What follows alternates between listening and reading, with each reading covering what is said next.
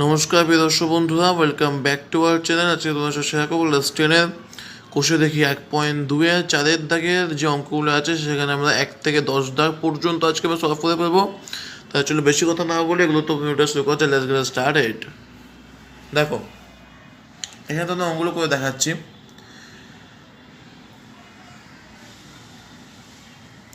KD 1.2 দেখে নাও অঙ্কগুলো।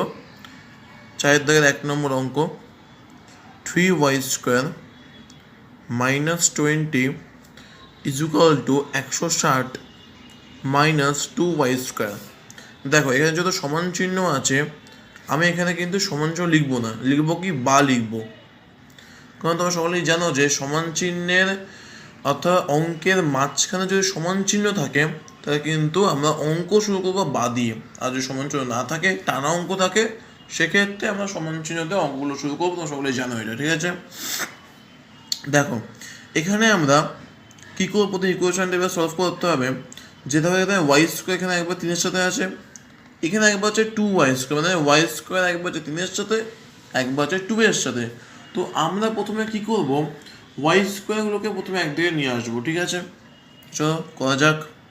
3y square মাইনাসটা সমান চিহ্নের ওই পারে আছে, সমান চিহ্নের এই পারে আসছে, কিন্তু ওটা প্লাস হয়ে যাবে, অর্থাৎ মাইনাসটা প্লাস প্লাসটা মাইনাস হয়ে যায়।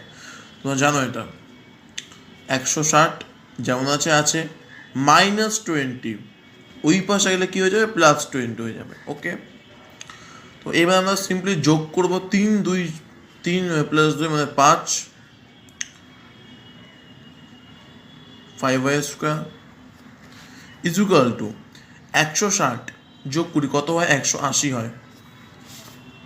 এবার আমরা কী করব, দেখো যোগ সমান চিহ্ন এপারে গেলে বিয়োগ, বিয়োগ সমান চিহ্ন এপারে গেলে যোগ, ভাগ সমান চিহ্ন এপারে গেলে গুণ, গুণ সমান চিহ্ন এপারে আসলে কিন্তু ভাগ হয়ে যায়, আর স্কোয়ারটা রুটটা স্কোয়ার হয়ে যায়, ঠিক আছে।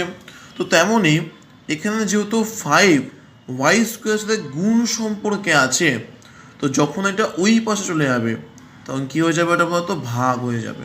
কী হয়ে যাবে, ভাগ। তাহলে ওয়াই স্কোয়ার যেমন আছে আছে 180, 5 গুণ সম্পর্কে আছে, ভাগ হয়ে যাবে। তো কাটাকুটি করো, 3 5 15, 16 17 18, 3 30, 5 6 30, অর্থাৎ ওয়াই স্কোয়ার ইজ ইকুয়াল 36। এটা কিন্তু উত্তর না। দেখো তোমায় বলেছিলাম না যে রুট স্কোয়ার হয়ে যায়